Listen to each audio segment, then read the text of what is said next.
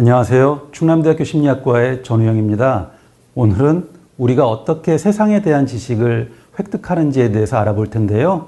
학습 심리학이라는 주제로 공부를 해보겠습니다. 여러분들, 우리가 세상을 배우는, 그러니까 학습을 할 수 있는 원리 중에는 고전적 조건 형성이라고 하는 원리가 있습니다. 여러분들, 삼국지 다들 잘 아시죠? 예, 삼국지에는 굉장히 다양한 인물들이 등장하는데 그 중에 한 명이 바로 조조입니다. 조조에 대한 평가는 과거에는 상당히 부정적이었죠. 그래서 난세의 간웅이다, 이런 이야기들 많이 했습니다. 그래서 자기 자신의 권력만을 쫓았던 그런 인물들로 많이 평가를 했는데요. 최근에는 그 평가가 상당히 긍정적으로 바뀌고 있죠. 그래서 조조가 생각보다 뛰어난 정치가였고 그리고 리더였다라고 평가하는 분들도 많이 생기기 시작했습니다. 여러분들, 조조에 대해서 긍정적으로 평가하던 부정적으로 평가하던 간에 거의 모든 사람들이 조조에 대해서 공통적으로 이야기하고 있는 건 뭐냐? 조조가 굉장히 머리가 좋은 사람이었다는 거죠. 그래서 조조의 지략을 보여주는 일화 중에 하나가 뭐냐? 망매해갈이라는 겁니다.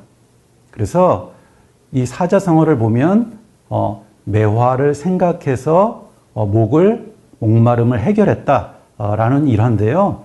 조조가 아주 젊은 시절에 병사들을 이끌고 장수라는 지역에 원정을 갔다고 합니다. 여러분들, 옛날 전쟁은 싸워서 이기는 것도 중요하지만 싸우는 장소까지 잘 도착하는 것도 굉장히 중요했죠.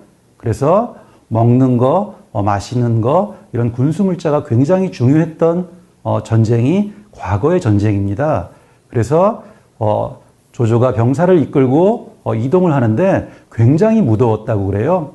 그래서 이제 하나둘씩 낙오병들이 생기기 시작하고 병사들이 탈영을 하기 시작했다는 겁니다. 그때 다음번 저 언덕만 넘으면 우리가 안전한 지역에 도착해서 전열을 가다듬을 수 있는데 너무 많은 병사들이 지쳐 있었다는 거죠. 그때 조조가 했던 말이 뭐냐면, 조조가 병사들을 향해서 저 언덕 너머에는 매실밭이 있는데 너네가 만약에 저 언덕만 넘는다면 마음껏 매실을 먹을 수 있게 해주겠다, 이런 이야기를 했다는 거예요. 여러분들, 매실은 매화나무의 열매죠. 예, 그리고 맛이 굉장히 신맛이 납니다. 더위에 지쳐 있었던 병사들이 아주 신맛이 나는 열매를 생각하자마자 그들의 입에서 침이 마구마구 분비됐다는 거죠. 그래서 이 망매해갈이라는 일화는 뭐냐? 매화 열매를 생각해서 그때 입에 고이기 시작했던 침으로 목마름을 해결하고 그 언덕을 넘을 수 있었던 그런 일화죠. 여러분들, 조조가 어떤 생각을 통해서 사람들의 침분비라고 하는 반응을 이끌어낸 이런 행동은 이후에 1600년이 지나서야 심리학자들이 고전적 조건 형성의 원리로 이해했던 그런 심리적인 기제를 이미 다 알고 현실에서 굉장히 잘 적용했던 사례라고 볼 수 있죠. 여러분들, 조조의 군사들만 신음식을 상상하면 입에 침이 고일까요? 여러분들도 지금 한번 오렌지나 레몬 반으로 싹 잘랐을 때 그 모습을 한번 상상해 보세요. 자, 입에 천천히 침이 고이기 시작하죠. 여러분들, 우리가 술에 아주 많이 취하거나 아니면 어떤 음식을 먹고 체하고 난 다음에는 그 다음날 그 냄새만 맡아도 막 속이 울렁거리고 구토가 나올 것 같은 그런 경험을 하게 됩니다. 자, 여러분들, 만약에 어제 저녁에 소주를 한 3병 정도 먹고 우리가 흔히 이야기하는 필름이 끊겼다는 그런 상태까지 갔다고 한번 생각해 보세요. 그리고 먹었던 것을 다 토했습니다. 여러분들, 그런 경험을 하고 난 다음에는 그 다음날에 소주 냄새만 맡아도 자꾸 뭔가 토할 것 같은 그런 기분이 들죠. 왜 그럴까요? 그건 뭐냐면 우리가 만취해서 필름이 끊길 정도로 정신이 없었지만 그 취한 와중에도 뭔가 배웠기 때문이죠. 뭐를 배웠냐면 소주의 냄새와 소주가 우리에게 줬던 통증의 관계를 연합하고 그걸 배운 겁니다. 그래서 우리가 뭔가 두 가지 사건을 연합한다라고 하는 건 우리가 세상을 배우는 아주 기본적인 원리인데요. 굉장히 단순하지만 앞으로 보시겠지만 가장 강력한 학습의 원리라고 볼 수 있습니다. 여러분들 이반 파블로프 많이 들어보셨죠? 파블로프의 개 이렇게 이런 이야기들로 많이 통용되고 있는데요. 이 파블로프는 소화계통에 대한 연구로 1904년도에 러시아인으로는 최초로 노벨상을 수상했던 과학자입니다. 이분은 노벨상을 수상하고 난 다음에 이제 그 다음부터 음식물과 침분비 사이의 관계에 대한 연구를 시작을 했어요. 그래서 그 개를 묶어놓고 개 입에다가 음식물을 제공했을 때 개의 침분비가 어떻게 달라지는지에 대한 연구를 시작한 겁니다. 그런데 연구 도중에 전혀 예상하지 못했던 그런 문제가 발생한 거예요. 뭐냐면 실험용 개들이 음식이 입안에 들어가지도 않았음에도 불구하고 그 전부터 침을 흘리기 시작한 거죠. 그래서 맨 처음에는 음식이 입안에 들어가지 않고 음식을 보기만 해도 침을 흘리고 조금 더 시간이 지나서는 음식을 가지고 오는 실험자의 얼굴을 보기만 해도 침을 흘렸습니다. 나중에는 멀리서 들려오는 실험자의 발자국 소리에도 침을 흘리더라는 거죠. 자, 원래 파블로프의 연구의 목적은 음식물이 개의 입에 들어갔을 때의 침분비에 대한 거였어요. 그러니까 어때요? 만약에 저같이 약간 멍청한 그 연구자였다면 어떤 생각을 했을까요? 이 개는 내가 원하는 실험에 사용하기에는 굉장히 부적절한 개인가 봐. 그래서 그 개를 바꾸고 다른 개를 이용해서 실험을 다시 시작했을 수도 있습니다. 또 어떤 경우에는 정말 성실한 연구 조교를 한 명 고용해가지고 이 개가 음식물 들어가기 전에도 침 자꾸 흘리니까 침 잘 닦아내세요. 이렇게 했을지도 몰라요.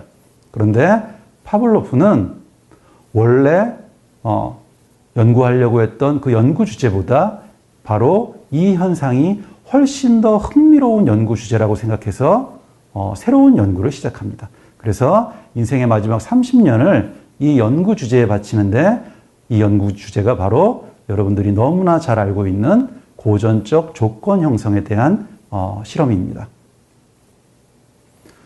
파블로프의 고전적 조건 형성에 대한 실험은 너무 잘 알려져 있죠. 그래서 아주 간단하게 말씀드리면 개한테 고기를 주기 전에 종소리를 들려줍니다. 그래서 종소리 들려주고 고기 주고 종소리 들려주고 고기 주고 이렇게 몇 번 반복하게 되면 나중에는 고기를 제공하지 않고 종소리만 들려줘도 개가 침을 흘리더라. 이게 고전적 조건 형성 실험이죠. 자, 이 연구를 조금 더 자세하게 뜯어보면 고기라고 하는 자극은 우리가 무조건 자극이라고 합니다. 왜냐하면 고기가 입에 들어가면 개의 의지와는 무관하게 자동적으로 침분비가 이루어지기 때문에 그런 거죠. 반면에 고기가 입에 들어갔을 때 분비되는 침은 무조건 반응이라고 합니다.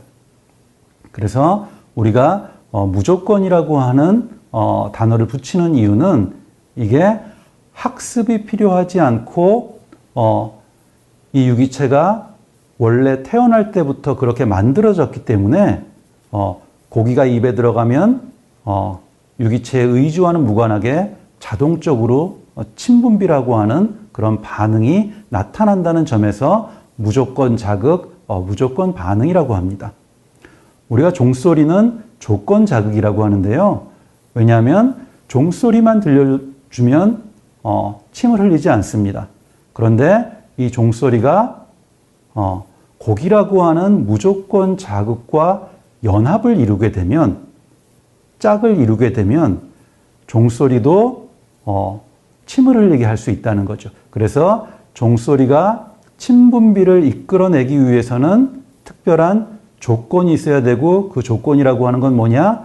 종소리와 고기 사이의 연합을 학습해야 된다는 겁니다. 자, 이제는 종소리만 들려줘도 침을 흘려요. 자, 종소리는 조건 자극이라고 했습니다. 이런 조건 자극에 의해서 유발된 침 분비라고 하는 반응은 조건 반응이라고 합니다. 왜냐하면 조건 자극에 의해서 유도됐기 때문이죠.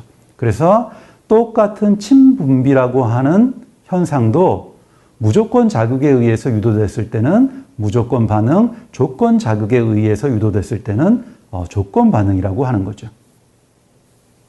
개가 종소리만 듣고 침을 흘리는 걸 보면 개가 약간 멍청해 보이기도 하는데요. 과연 종소리만 듣고 침을 흘리는 개는 멍청한 개일까요? 그렇지 않죠. 종소리만 듣고도 침을 흘린다는 것은 개가 새로운 지식을 학습했다는 걸 보여줍니다. 그리고 이 개가 새로운 지식을 학습할 수 있는 능력을 가지고 있다는 걸 보여주기도 하죠. 그래서 파블로프의 고전적 조건 형성 실험에서 개는 종소리와 고기 제공 사이의 연합을 학습한 겁니다. 그러니까 종소리가 울리면 조금 있다가 실험자가 나한테 고기를 줄 거야 라고 하는 걸 학습한 거죠. 자, 이런 학습을 통해서 개는 무엇을 할 수 있느냐? 미래를 예측하는 것이 가능해집니다. 종소리만 들으면 이제 알아요. 조금 있으면 내가 먹이를 먹을 수 있다는 사실을. 또 미래를 예측할 수 있기 때문에 무엇이 가능해지느냐? 미래를 대비하기 위한 준비가 가능해집니다. 그래서 침을 분비하는 거죠.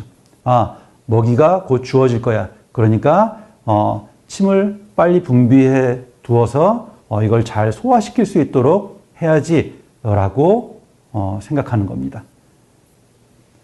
고전적 조건 형성을 할 수 있다는 것, 그러니까 두 가지 사건 간의 관계, 연합을 학습할 수 있는 능력이 있다라고 하는 건 뭐냐? 유기체에게 미래에 일어날 사건에 대비할 수 있는 그런 능력이 있다는 거죠.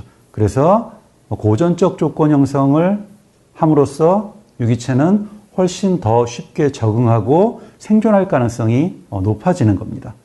여러분들 진화적인 관점에서 보면 유기체에게 가장 중요한 일은 뭐냐?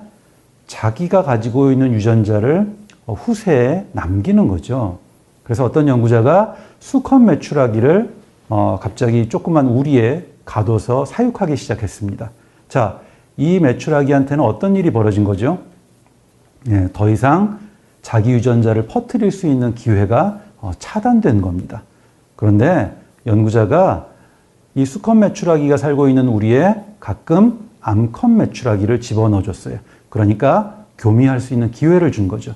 자, 그런데 암컷 메추라기를 집어넣어 주기 전에 빨간색 불빛을 비춰줬습니다.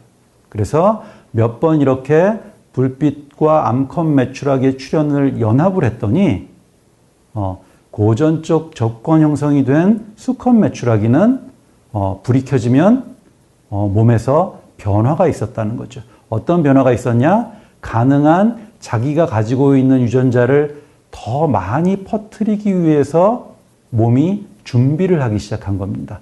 그래서 이 수컷 메추라기는 빨간색 불빛이 켜지면 그렇지 않았을 때보다 훨씬 더 많은 정자와 정액을 만들어서 생산해서 교미의 성공 확률을 높이려고 했다는 거죠.